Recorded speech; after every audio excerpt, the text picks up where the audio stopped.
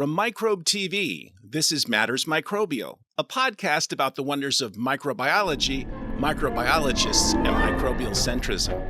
This episode was recorded on February 27th, 2025.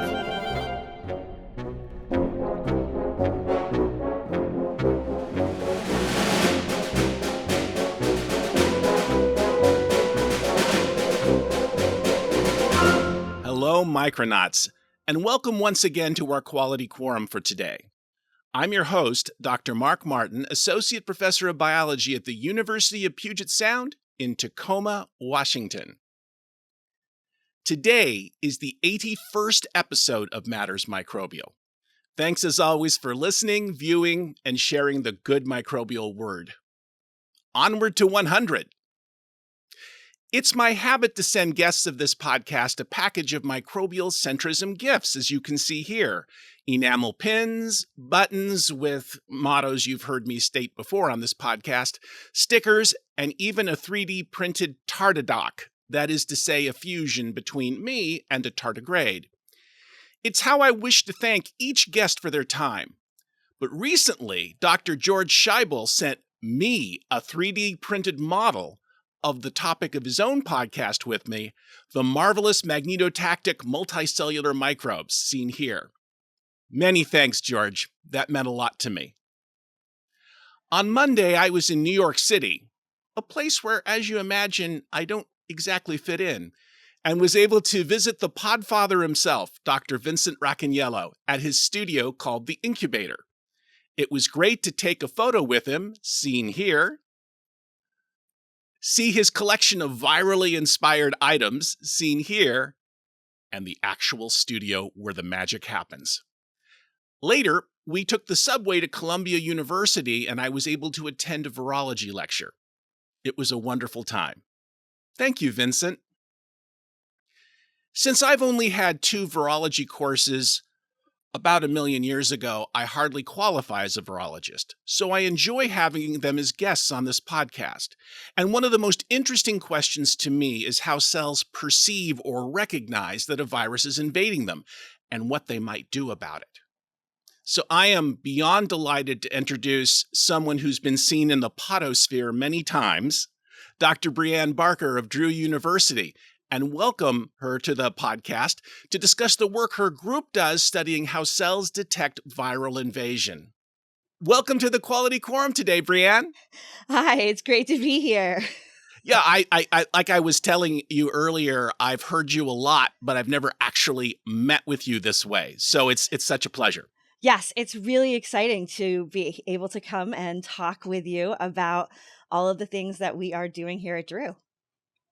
Oh, I'm so happy. As a first question, can you tell people a little bit about Drew University? Sure. So Drew University is a what's known as a primarily undergraduate institution, which is also perhaps near and dear to your heart, as that's where you are as well. So we have about 1,800 undergraduates, and we have majors sort of across the liberal arts.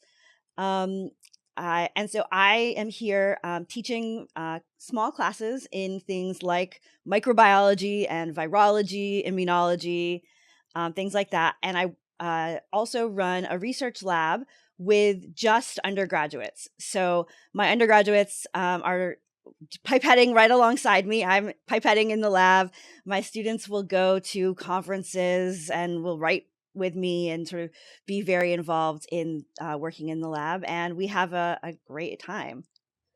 I couldn't agree more. Isn't it interesting that in many institutions, the PI, principal investigator, is never in the lab. And sometimes the people there like it that way. Yes. But I like the experiments I do. Right. There are days where I wish that I could go be in the lab, or I don't think I had thought about it this way, but I learned actually from one of my students that sometimes when you're having a particularly stressful day, going in and doing very routine lab work is incredibly calming. I once had a student who came to me and said, "I'm taking the MCAT tomorrow and I'm too stressed. Can I aliquot for the day?" And so I said, of course, I'll never say no to aliquoting. But also I didn't think about how calming it was, and I have done that myself since. Ditto with stuffing pipette boxes if you still do that. Yes, yes. We actually have contests about who can be the fastest. Yeah, and the patterns. Yes. I also wanted to say parenthetically, I want to get to the virology, but you wear many, many hats. You've mentioned some of them, but you also, at least I read about this, have a summer program of interest. I do. So as I can talk a little bit about my first ever sort of research interest. My first thing that I ever got really interested in was in HIV and HIV vaccine development. And I always read about South Africa because it is the country with the largest number of HIV patients. And I'd always wanted to go. And it turned out that a colleague of mine at Drew has a study abroad course to South Africa in the summers. So it's a 3-week program. We go in May, right after graduation, and spend 3 weeks traveling to Johannesburg, Durban, and Cape Town. And we go to public hospitals, private hospitals. We spend a day with an indigenous healer. We go to NGOs that are working in the health sphere. We go to health-related museums, and we really learn all about the healthcare system, which they've designed in the mid to late 90s in South Africa, and how HIV impacts that system. And it's just the most amazing, fascinating trip. I have been 4 times now, and every time I can't believe how much I've learned and how much there is to learn. And it's like working in my research lab is such a delight because I get to watch students get excited and I get to watch them learning in real time. It's so much fun. There's nothing better than that when that happens. What a Exactly. wonderful opportunity for the students and for you. Yes, exactly. I mean, we also make sure that because we're in South Africa, we do some of the important tourist things. So we do go on safari and we do, go to the top of Table Mountain and things like that. We go through caves where the first hominid remains were found and do all sorts of really cool things. Yeah, exactly. Well, the good part is for listeners and viewers, if you go to the show notes, you'll be able to see a link to this program via Dr. Barker's wonderful website. Yes. Final hat, director of research, I see. Yes. So Drew has a summer research program. So I run that summer research program where our students are able to do research on campus and get paid and get housing. But we also have some programs where students can do research during the year. And we're trying to sort of expand some of our research opportunities. And since that's been a big interest of mine, the deans and I have been sort of trying to build some new opportunities and think of different ways we can brainstorm how to get undergrads involved in research. I'm going to make you laugh out loud with this, but my friend, I already did. But my friend Amy Vollmer was when she was at Swarthmore for many years, and sometimes she had difficulty getting the administration to appreciate what bench work was about. So I don't know how she did this, but she made them come work in her lab for a couple of weeks. Whoa. I know. Yes. And it gave a real sense of what it takes to do that, because we don't know what it's like to, for example, be an English professor. No, not at all. That's one nice thing about being at a small institution because I have a lot of friends. And so I can sort of understand at least some of the things that might be different there. But I often talk about how lucky I am that my dean is a physical chemist. And so I don't have to have some of those conversations, but that's a good idea. If in the future, I may have to have people come by the lab. Well, they do a transformation off colonies, something like that. Exactly. So I think it's time for us to move to the actual topic of today. And I was reading over all the things that you do, and I really like the approach because when I think about how viruses enter cells and what's done about it, my focus has generally been on receptors of bacteriophages, for bacteriophages, for example. And I actually do some work on that, which is very interesting. But you look at what happens after infection. I do. And sometimes people are sort of curious about big picture and why I chose to look at these things. And I've done a few different types of research in my career in immunology. And one of the things that comes up in all of the types of research that I've done is a question of why a virus might cause disease or why we sort of have pathology after infection. And that's always been very interesting to me. And what I've realized in both some of the HIV work that I was doing and in some vaccine work that I was doing, where I was thinking about some of the symptoms one might get after vaccination and things like that, is a lot of those events all go back to how your cell first recognized that it was infected and how that cell first started to communicate with its neighbors about the infection. And so all of the sort of really other interesting immunology questions end up being tied to and sitting upon how that first recognition event happened and how it set up all of the rest of the response. Oh, this is just great to hear. I should say to listeners and viewers, I mean, Brianne is trained as an immunologist, and it's important for me to say in full disclosure, and I mean no disrespect to the field and to the memory of my immunology professor, Eli Surkars, very nice man who was very patient with me. The immune system is extremely complicated, and it must be, because you can get antibodies, immune responses to things that don't occur in nature.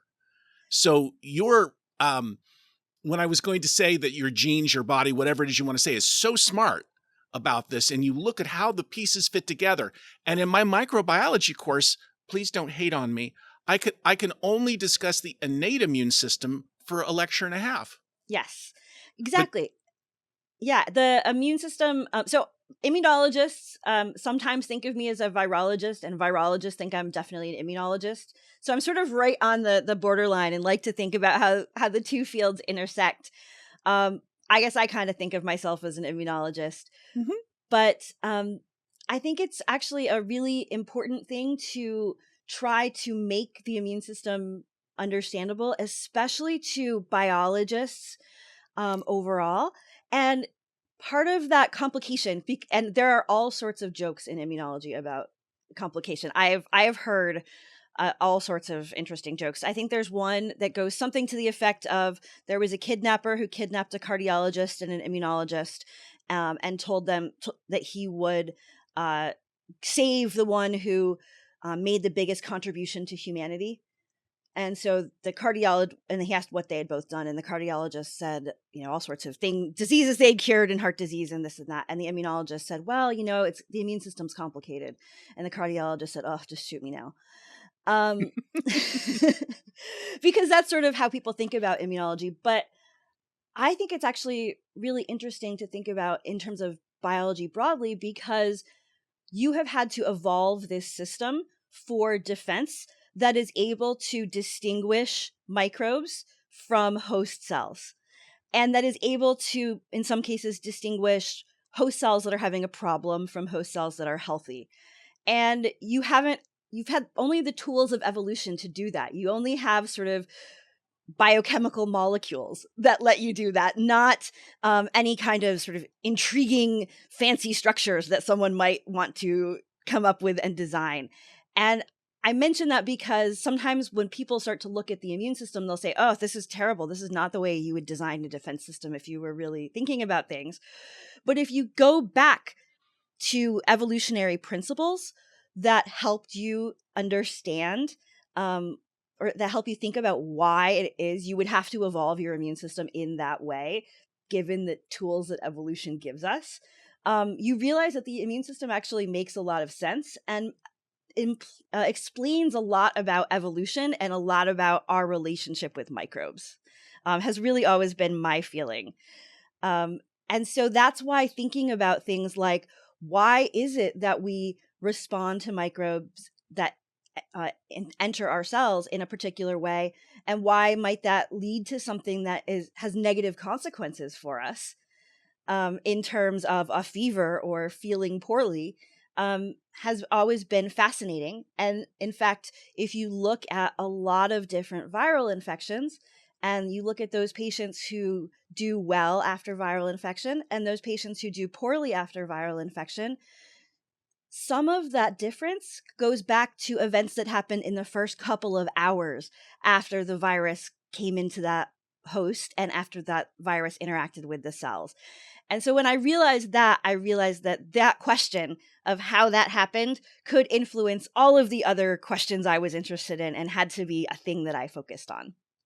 It's interesting to hear you say this because when I teach about, and again, not as intense as you do, just a little bit about the innate system. And when I talk, for example, about superantigens, a particular type of toxin, for lack of a better term, that some bacteria make, and students will often say, well, why does that happen? And I say it comes back to shape and structure and mimicry in a way, and the way that, and I use an expression, things get Darwinoed over time. Yeah, I like that. Yeah, the hand of Darwin is on everything that lives, and Hmm. it's like that. And it's a really interesting topic. In addition, the work of Sarkis Mazamian at Caltech, when he's showing how some bacteroides get ejected from the gut while Hmm. others are tolerated there. Again, because this is the funny thing, students come to me with a very negative view about, I hate this word, germs. Yes. And so as a result, they don't understand that in them at all, because they're a big tube. We're all just big tubes, Right. right? And you have organisms that need to be there, as well as those that are just passing through and those that might potentially cause disease. Hmm. There have to be immune mechanisms from the host that are able to help distinguish. And in fact, the microbes themselves modify those. Absolutely. And if we look at many of the defenses that our immune system has, especially when I'm thinking about innate immune defenses that are in an individual cell that allows that individual cell to sense viral infection, we find out that some of those that are in that individual human cell are very similar to some that are in the cytoplasm of prokaryotic cells, Yep. because those individual prokaryotic cells have to defend against particular bacteriophage infection as well. And so, again, this is evolutionarily a process that's been important throughout life, and understanding it and how it intersects with all parts of a cell, and all parts of a cell's, physiology is something that to me is just fascinating. Oh, I can't agree more.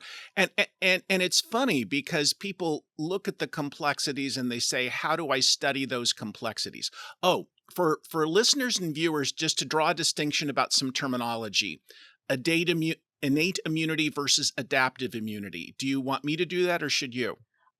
So I usually think about, I'll tell you what I think, and you can tell me if I've Please. missed anything. You're an immunologist. That's why I'm not saying it myself.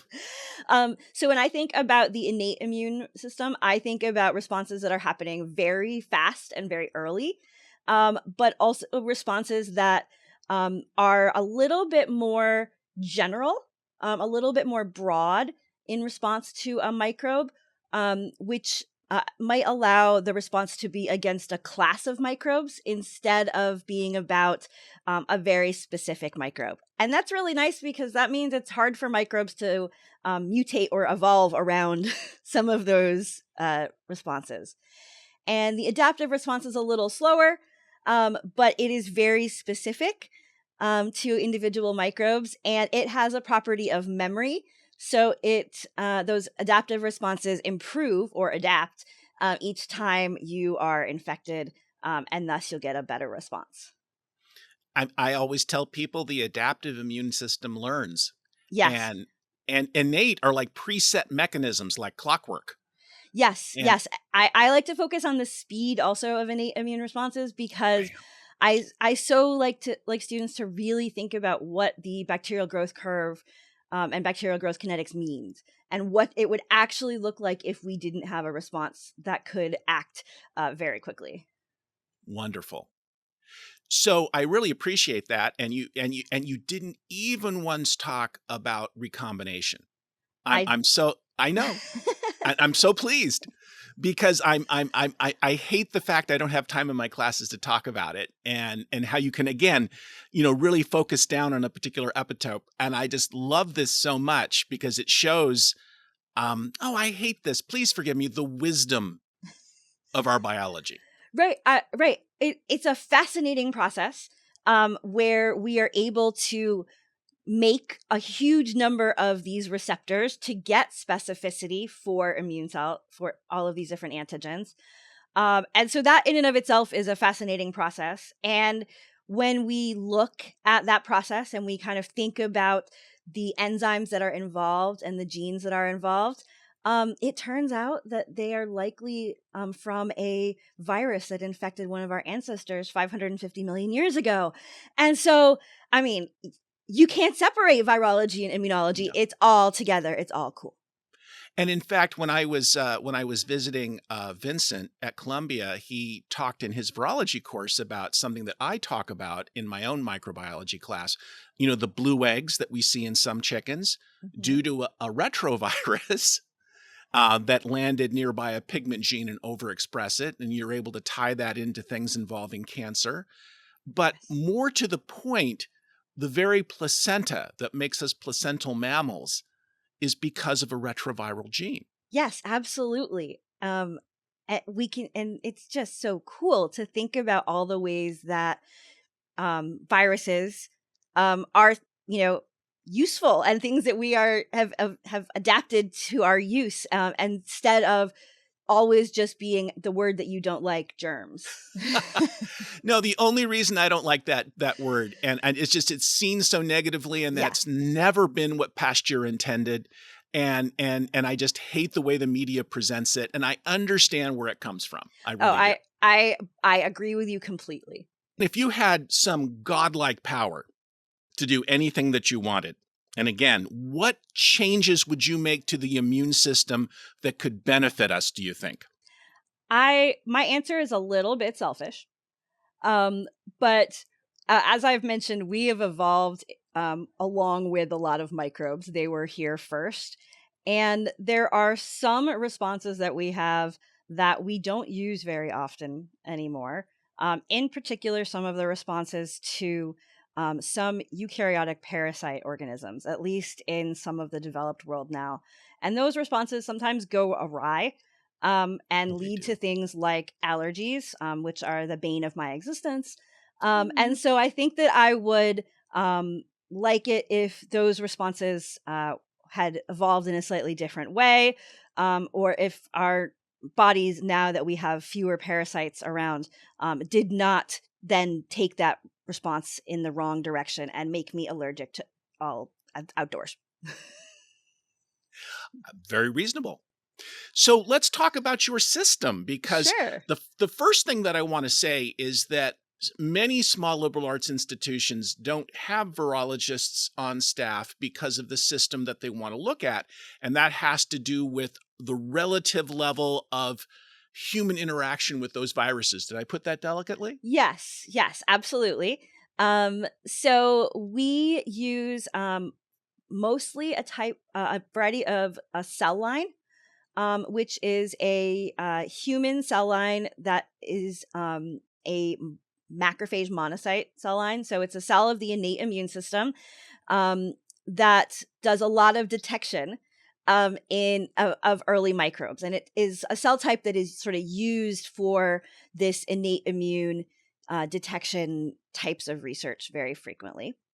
And we will either expose those cells to bacteria, or we will expose them to products from different types of viruses. So sometimes we'll use nucleic acid, since I spend a lot of time thinking about nucleic acid sensors that would sense viruses. Sometimes we use some actual viruses that are pretty highly modified to only do one round of replication, because we only need one round of replication in the cell. And thus we can have safe use of those viruses.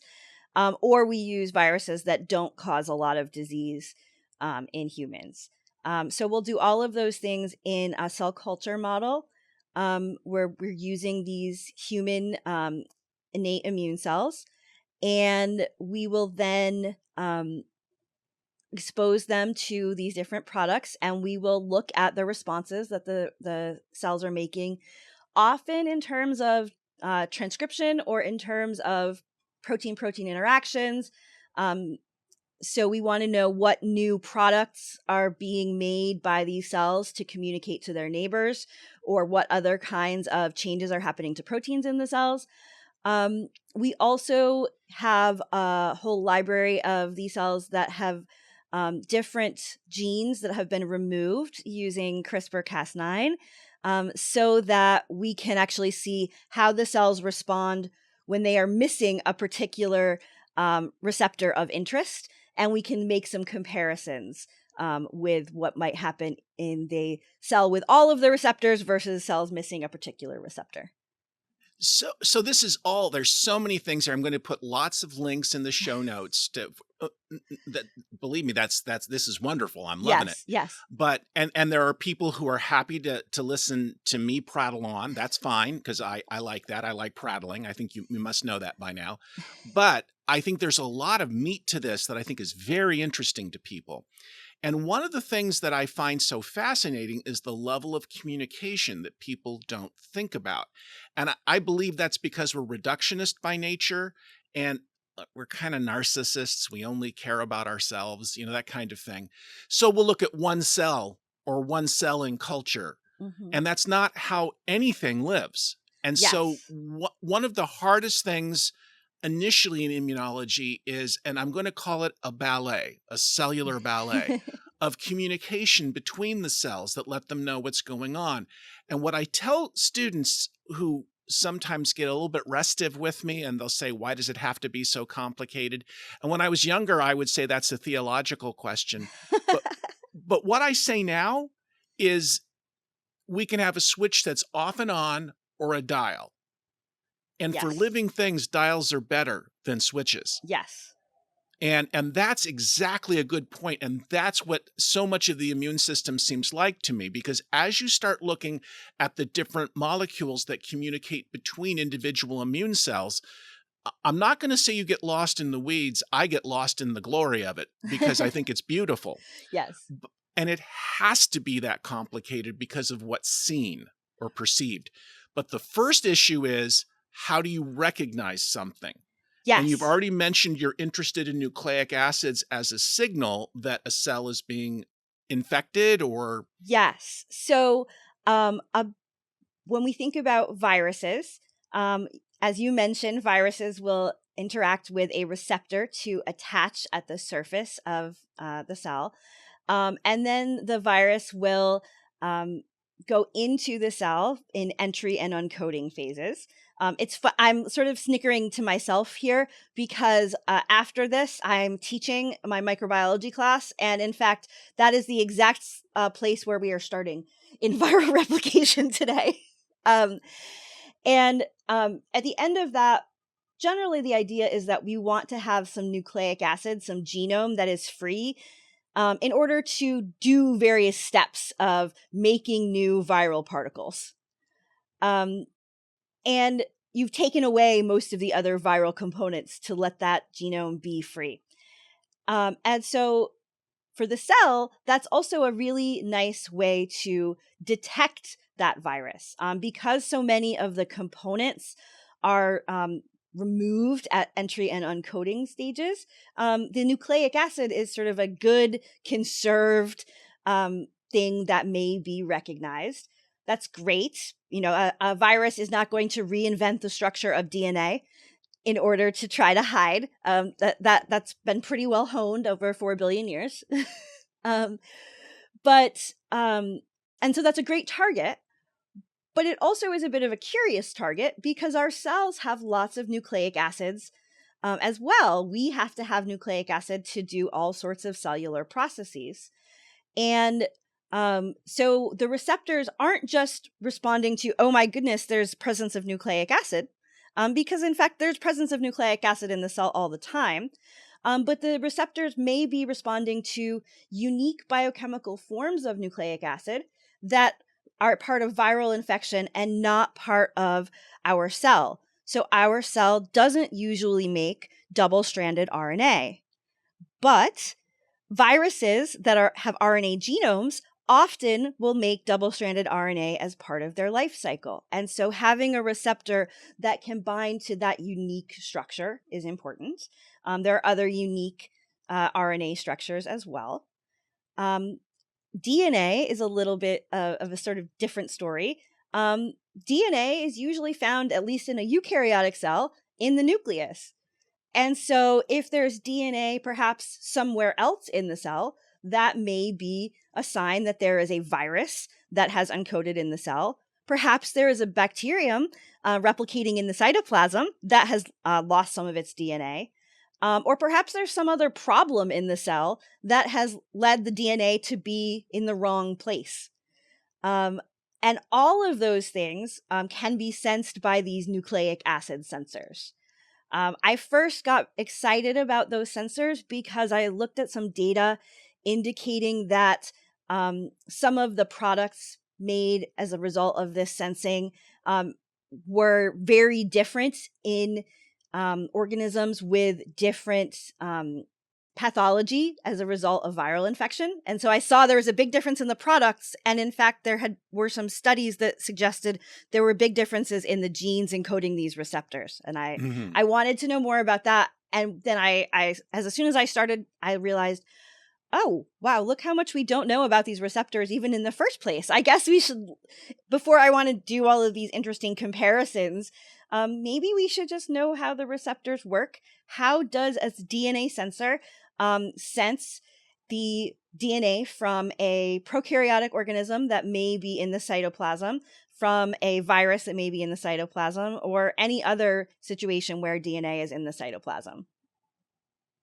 This is really interesting to me. And I noticed when I was reading over your work, you use an expression for the receptor. I believe it's PRR. Yes. So immunologists use this word PRR, which stands for pattern recognition receptor.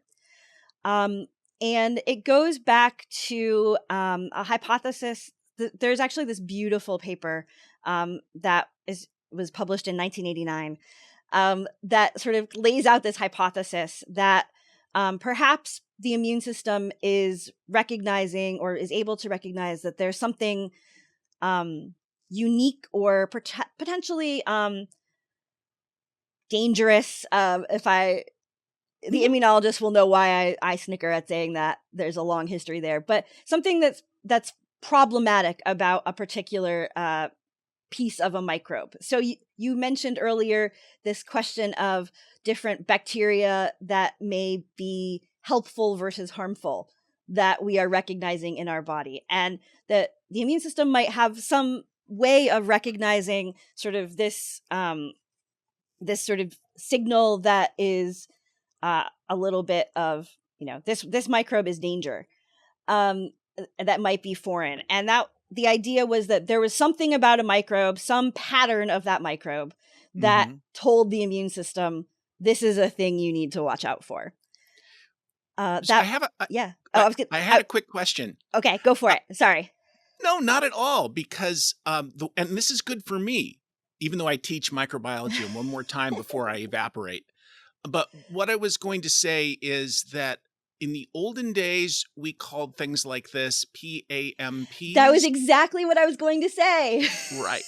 Pathogen-associated microbial patterns, okay? And then after a lot of people interested in symbiosis got involved, and I actually approve of this, we started calling them MAMPs or MAMPs. Yes. For microbially associated molecular patterns. Exactly. So what I would say is MAMPs are similar to your PRRs. So no, the idea is that MAMPs are the things that bind to the PRRs. So the MAMP is the pattern, and the PRR is the pattern recognition receptor that binds to the MAMP. Thank you. Yes. Oh, and could you, if you remember, send me a link to that paper you mentioned with this? Because I'd love to put it in the show notes. I absolutely will. Yes. By the way, I have no idea who looks at the show notes, but I'm interested if nothing else. I will absolutely send it to you. Thanks. Yes. So yeah, we are spending a lot of time trying to understand these receptors, how they recognize nucleic acid, especially DNA in my lab, and then which events happen in a cell to eventually lead that cell to communicate to its neighbors. And so are you talking about the production of cytokines? Yes. Generally, Okay. we're talking about the production of cytokines, and especially a cytokine called type 1 interferon that people may have heard of. And this is especially important when we think about viral infection, as we often might when I'm thinking about a DNA sensing PRR, because if we think about a cell that's infected with a virus, it's gotten all the way to the stage of the genome uncoding, and we're perhaps getting transcription and replication and translation and all of the final steps. There's not a really great way to save that cell. We don't have little tweezers that are going to pick out the bad nucleic acid away from the good nucleic acid. Most likely, that cell is going to be a bit of a danger to the rest of the organism if it's a multicellular organism. We may now have that cell becoming sort of a virus production factory. Yeah. And a lot of the ways that we might deal with that cell involve the cell undergoing apoptosis, or the cell being actively killed by other parts of the immune system. But that cell is a bit altruistic. And we don't really want to kill all of the cells in the body. That would not be a particularly evolutionarily sound strategy. And so that cell, as it's getting infected, is sending messages to its neighbors, telling them to get ready to be able to protect themselves against viral infection. The cell is sort of like, hey, I'm a goner, but you guys, you watch out and make sure that you are going to be protected.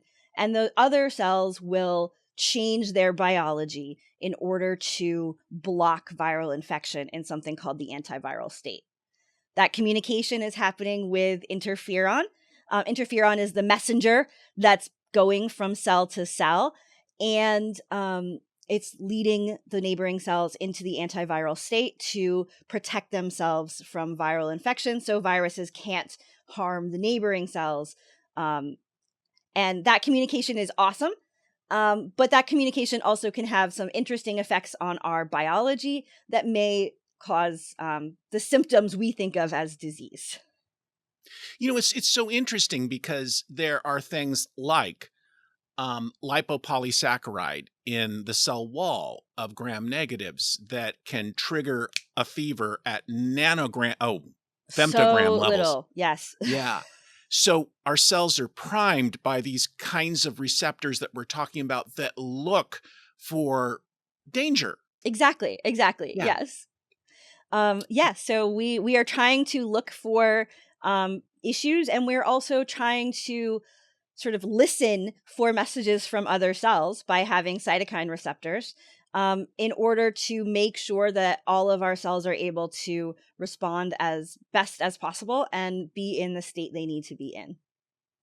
So for listeners and viewers, when you work with cells in culture, you have the equivalent of a plate, just like I would use with bacteria, but kept under much better conditions than I grow bacteria, because we don't want to do it the same way. Am I right? Yes. I have to tell you, when I've worked around immunologists, they always put a sign up on their lab, no bacteria allowed. And I just laugh every time because I guess you're going to keep people out of there, right? Yeah, I don't know that I've ever had that that total desire. I'm not sure. As I actually tell my students, they were here first. They evolved way before us on Earth. This is their home, and we just showed up at the end. Two things to tell you. First, one of my mottos is first evolved, last extinct. Yes. And then because you're from New Jersey, I'm going to throw in some Frank Sinatra at you. Perfect. And this is the famous story about Dean Martin when they were in Las Vegas with the Brat Pack. And Frank Sinatra had done something unusual. No need to get into what that is. And Dean Martin just said, hey, It's Frank's world. We just live in it. Yes. And it's a microbial world. We just live in it. That's exactly what I was thinking. I have made T-shirts with that and buttons. It's so important to me. But what's interesting here are a couple of things as I'm listening to you that I want listeners and viewers to think about. The first is it's fascinating to me how delicate changes in shape. I have a made-up word that I use called stericity. It's a word that doesn't exist. It means structure and function. I made it up for first-year students. So if you think about it, you can have a protein that recognizes a sequence of DNA, and I change one base in that sequence, and that protein no longer recognizes it. And that should make every student's head explode. Because it's really true, that level of specificity and delicacy having to do with the way that things are recognized. And I'm not even talking about immunoglobulins and epitopes. Yes, I'm just yes. that we're not even there. So that's one thing to keep in mind. And the other is when you grow, in your case, you're using these macrophages, which are immortalized, I guess. They're immortalized. And so you grow them and they form a monolayer on a plate. And when I did this kind of work, we would then add dilutions of, I hesitate to tell you, we work with adenovirus in class. How about that? Okay. And then you look for holes where those viruses land, right? Where they kill the cells. You call them plaques, just like with bacteriophages. So, but what you're doing is then you're taking these cells, perhaps not in plates, but you're adding this particular DNA. And then you're asking the question, do they produce a particular molecule? Yes. In response, so they're communicating with other cells, and you're detecting those. Yes.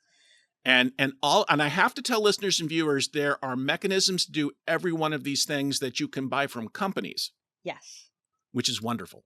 Yes. It's something that our students are able to sort of sink their teeth into and sort of work on pretty easily. And the techniques that we use are similar to techniques that might be used for a lot of different types of biomedical experiments and also sort of diagnosis and things like that. So while a student might get very excited about measuring interferon being produced by macrophages with me, they can use those same techniques to measure a lot of other molecules in a lot of other systems. What I like about this so much is that many of the things that people do in more advanced areas of biology, the students don't really understand what's going on. And sometimes their PIs don't either. And that's just what it is, Yes. right? But these are things where the students can understand what's taking place. And as you just said, those skills are transferable to other systems. So it's a great way to feed biotech. Yeah, absolutely. Some students will find this exciting because they'll think about the biotech implication of if we understood this receptor and all of the steps involved in making the cytokine, then perhaps we could come up with a pharmaceutical target to influence it. But some of them will use it more to just think about how might I detect some other virus in a person, because in fact you can use similar detection methods. And I just think about this as wanting my students to find the thing that gets them excited. I can talk about all of the things that we're discussing, as you can tell, in terms of thinking about the biology of cells or the biology of nucleic acid or the biochemistry or thinking about evolution, which I really enjoy thinking about, and sort of evolution of disease. And so I want my students to figure out which part of that is exciting to them. And we can think about how the project relates to either any of those parts of biology to help a student move forward with what's exciting to them. I think it's very modular and it works really well. One of the things that I struggle with is that, and I mean no disrespect to people in chemistry, I want to be extremely clear on that. A lot of times undergraduate research in chemistry is group-based, and that's the way a lot of science is done. I try very hard to have students having to do individual projects for that sense of ownership that they get, that sense of accomplishment that they get. What's cool about the system that you describe is that you could have a student working in a similar area with similar tools, but a different idea. Exactly. And so I have had situations where I've had students who were doing similar types of experiments with different stimuli. And so they sort of would be ended up being a team who would kind of help each other and work on troubleshooting together, but they still had their own project that they could work on. Oh, that's the best right there. Yes. The other thing that I do a lot of is I have students of different years in my lab. And so I will have seniors who sort of have really their own established project. And I'll have first year students who are sort of helping out with that project. And so they won't necessarily have their own individual project, but they will be learning from the senior, and the senior will be learning about how to explain pipetting and explain all of those details. And then in the end, that first year student might do a project that's a spin-off. Maybe they now look at something similar, but with a different cytokine or with a different stimulus. And so they can get something that becomes their own based on what they've learned working with the more senior student. I have to laugh a little bit as you were saying this, because I've had the same experience with the more advanced students in my lab. They've been there longer versus new ones. And honestly, it's the best form of mentorship, because there's often a perception, if I do any kind of critique's a strong word, but any kind of suggestion, it's viewed much more kind of harshly than it's ever intended. But I find that colleagues, essentially, mentors that are, say, I hate to use the word grade, I'm going to say 1 year or 2 years ahead. Yes.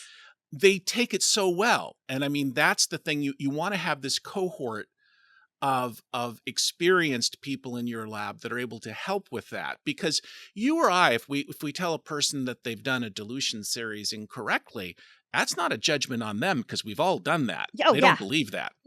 Oh, They really I don't have believe that. so many stories of mistakes I've made.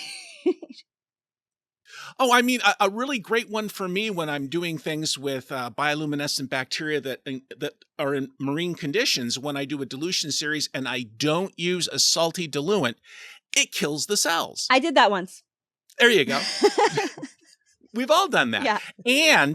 And you are too young for this, I should say. But when I'm showing students how to do dilution series, they're well aware that I'm basically clumsy. I can't even tie my shoes half the time, but I'm really good at doing a dilution series and pipetting. And they'll comment on that. And I say, well, think about how often I do pipetting. And remember to give yourself some time. This is wonderful. What's it say? It says, not my first rodeo. Because my students that conversation happens in my lab all the time, where my students will be like, how did you do that? And I'm like, guys, it's not my first rodeo. It's not the first time I've ever done this. Yeah. And as you mentioned, it's so important to tell them the number of mistakes that we've made. Yes. But you got to admit, when they're starting to make mistakes that you've made, you just kind of do this because you remember. I know. And but I remember both the making the mistake and how bad I felt. And I don't want them to feel that bad. No, everyone does that. That's why it's called the in research, right? Yes, exactly. So you have a wonderful system. Do you have a success story that you can share from what a student has found or you have found recently? So one of the studies that we did is a success story, both because of the students who worked on it, who have now all gone on to do amazing things. So this is a story that we published a bit ago in 2017. And so the first author is now has a PhD and works in a biotech company. One of the other authors is actually has a PhD and is interviewing for a faculty position today, I believe. So I think of it as a success story, both because it's a cool story and because the students who worked on it have gone on to do cool things. But we were looking at cells that were deficient in a few different receptors that we thought might be PRRs involved in nucleic acid recognition. No one ever calls me. Sorry. Okay. No one calls me ever. Great. They took away our phones. Oh, and okay. so and we get them as emails. We get them as emails as well when they Okay. come in, when the voicemail comes in. So we were looking at a few different pattern recognition receptors. And one of the things that was sort of interesting is that all three of the receptors that we were thinking about had been identified as the receptor for DNA viruses. And if you got rid of them, then you ruined everything. And they were, in fact, the one receptor. And that seems like it was not necessarily too likely. And it was also hard because sometimes the systems they were tested in were not quite equivalent. So it was a little bit of what my colleague from TWIV likes to call an apples to wrenches comparison. So we took cells that were missing each of these three receptors, and we started to also add them back to look at ways that the receptors could interact. And we found some interesting interactions. But when we were looking at one of these receptors, which was a protein called PQBP1, yes, exactly. It took me forever to learn how to say that. We found that the response with PQBP1 differed with different types of DNA that we were using. Oh. And so other people had examined PQBP1's role in sensing HIV infection in the type of cells that we were looking at. And we were usually not looking at HIV infection.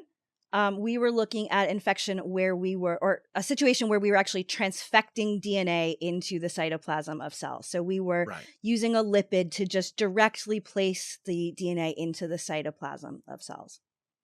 And we got the opposite result. And so in our, basically we saw that this previous paper had seen that PQBP1 was required for a cell to make interferon in response to HIV infection. Wow. So if you got rid of PQBP1, then no interferon. And we saw that if you got rid of PQBP1, you got more interferon if you transfected the DNA. And we did a lot of different experiments to kind of demonstrate that. And we thought about what might be different between HIV infection and transfected DNA. And right around that same time, the HIV field started to publish a bunch of different papers that showed that when HIV infects the cell, its capsid stays intact until it reaches the nucleus. And in fact, the DNA is never free in the cytoplasm. That's been reverse transcribed. It gets delivered directly to the nucleus, having been protected all the way to the nuclear pore. So with HIV infection, the DNA is going into the nucleus, and in our experiments, the DNA was going into the cytoplasm. And I would say that protective, I'm not going to say capsid because but you know where I'm getting at, to the nucleus. I mean, it's protective, but it's also unseen. Yes. And I have a tendency to anthropomorphize things, and some people roll their eyes, but I'm used to that. The important thing is that that's a difference that wouldn't have occurred to people. No, not at all. I can't think of the scientist's name, and I'll put a link to him in the show notes. He's the fella who discovered vitamin C. Linus Pauling? No, discovered vitamin C. Oh, okay, right. Zent Georgi or something like that. Okay. Please forgive me, my Hungarian friends. But he said something that to see what other people have seen, but think what no one else has thought is really the goal. And that's a really good example, Brianne, because what you're doing is you would have made the presumption that they would have seen the DNA regardless, but they didn't. Exactly. And we were largely doing DNA delivery into the cytoplasm because that is a technique that works really well with undergraduates. And that's sort of a technique that we can do particularly well instead of using some of the fancy viruses. Sure. It wasn't a decision that I made to look at cytoplasm versus nuclear DNA. And yet we found that this receptor was actually sensing things differently if the DNA was in the cytoplasm versus in the nucleus. And we can imagine there might be different situations where DNA is in cytoplasm or nucleus that Yes. could also be sort of relevant. And so one of the things that we also were able to look at was we were able to take publicly available data on cancer patients. And you could imagine that in a cancer patient, there might be damaged DNA that leaks into the cytoplasm. So it might be like our transfected DNA system. And we could look at whether or not there was a relationship between how the cancer patient did in terms of survival and whether they had PQBP1 at high or low levels in their cells. And so, in fact, this, project that started out as a very sort of interesting project of comparing these three receptors led us to show that we could see differences in how we could sense nucleic acid in different parts of the cell. We were able to find a virus that we could work with that did the same type of delivery to the nucleus. And in fact, we got the same results that others did. And now we've been thinking a lot about different microbes and how they might release DNA in different places, how they might do things like stress the cell and result in the cell releasing its own mitochondrial DNA into the cytoplasm, and ways that all of those different locations of DNA might give us different results in terms of what kind of signals the cell sends. This reminds me of a conversation I've had with Arturo Casadevall, and it's about the word pathogen, Yeah. which he doesn't like. And it all has to do with the context. For example, you have E. coli in your gut that makes vitamin K. It's perfectly good. If you're in a terrible accident, that normally nice, good organism, good versus bad drives me nuts, is released into your peritoneal cavity, you get sepsis and most likely die. Same organism. Right. So just as real estate agents say it's location, location, location, I would say it's context, context, context. And this is a really good example of it. We tend to think of a cell as a big bag of enzymes, and it's not. It's full of incredible structure. Right. And so one part of a cell is very different than another part of a cell. And that's true in bacteria and archaea as it's true in eukaryotic cells. Yeah, I actually use location, location, location as a talk title from time to time because we're thinking about exactly those things. And just trying to imagine that and thinking about the evolution of different cells and how cells have evolved to have those different compartments and how cells have evolved to do surveillance on those different compartments to detect microbes is fascinating. I mentioned that there are some nucleic acid sensors that sense bacteriophage infection in prokaryotic cells, and how this looks in a prokaryotic cell, which looks very different in terms of compartmentalization to a eukaryotic cell, is a sort of fascinating question that the field has not really figured out yet. I think it's a really cool idea, and I really like kind of the I got called a name once. I got called a microbial supremacist before the S word became bad. And the thing is people would say I didn't really appreciate animal or plant cells. And I think they're great. I have several animals that I'm related to that I have very high opinions of. But the thing is that everything that we're talking about was learned from the microbes. Mm-hmm. And that's, go ahead. Yeah, no, I was going to say, and it's important to think about that because whenever you're thinking about any particular, say, animal cell, to think about, well, okay, what addition was made and why onto what the microbial cell already has, and sort of to think about it in that way and in that comparative way is important. It's something that comes up a lot. Why is it this way? Why is it complicated? And a lot of that has to do with our perceptions. We can't get our perceptions down or our philosophy, whatever you want to call it, to that level. We don't see the world the way a microbe does. And I recognize microbes don't have eyes. They do have photoreceptors, but not eyes. So this is an important thing. I really, really think this has been an important podcast. Good. And you've covered so much of interest to me. Here's a hint. A lot of these podcasts are highly therapeutic for me. Hopefully they're of interest to others, right? Yeah, absolutely. Right. But I hope that you have a minute to talk a little about your path to the microbial sciences. Of course. I have been interested in science for about as long as I can remember, but I was interested in lots of other things too.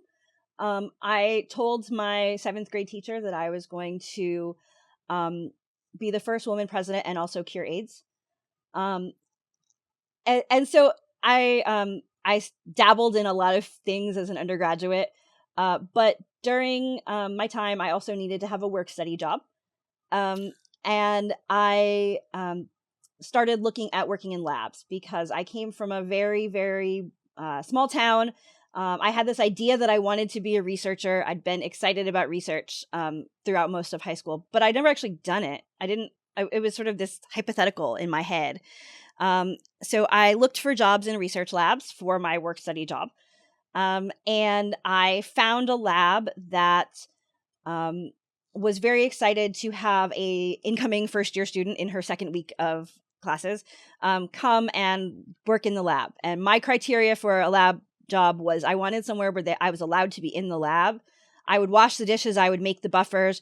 I didn't want to be in an office filing papers. I wanted to be in the lab where I could, overhear things and sort of see what was going on. And I found a lab that was looking for someone to do exactly those types of things. I eventually realized I was in a lab that had been pretty critical in some of the early HIV work and describing HIV as a cause of AIDS, and that was working on T cells and T cell immunology and HIV vaccines. And so I started working in sort of those areas and realized that I absolutely was fascinated by it. And I also loved immunology because it meant that I did not have to choose between cell biology and genetics and microbiology and evolutionary biology and all the other types of biology I loved. I could do a little bit of each of them as an immunologist. So I worked in that lab for all 4 years as an undergraduate. And then I went on to graduate school, where I worked on an HIV vaccine development, but also how does the immune system make memory T cells? How do we make a good memory T cell response? And I, in fact, was studying how a cytokine going to a T cell made that T cell make a good memory response. Exactly. And in fact, the vaccines that we're working with, particularly in my grad school lab, were DNA vaccines, which of course now would be sensed by a DNA sensor. So again, very full circle.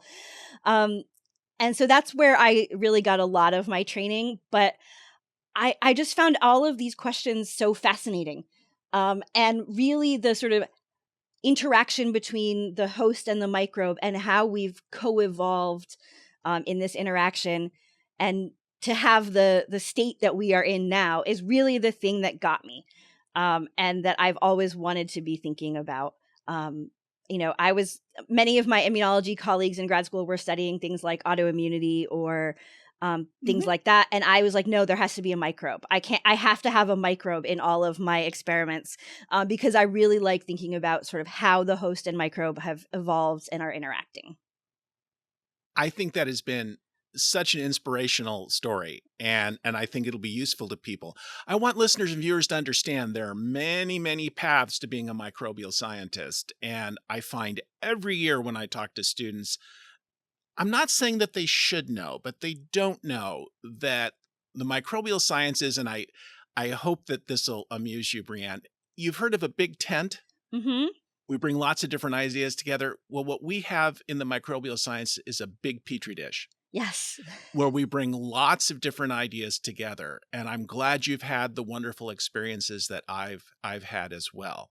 So I wanted to wish you and your lab group and whoever else is important in your life the very best. And this has meant a great deal to me. Thank you so much.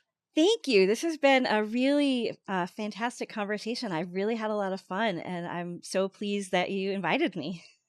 Well, thanks again. Sure.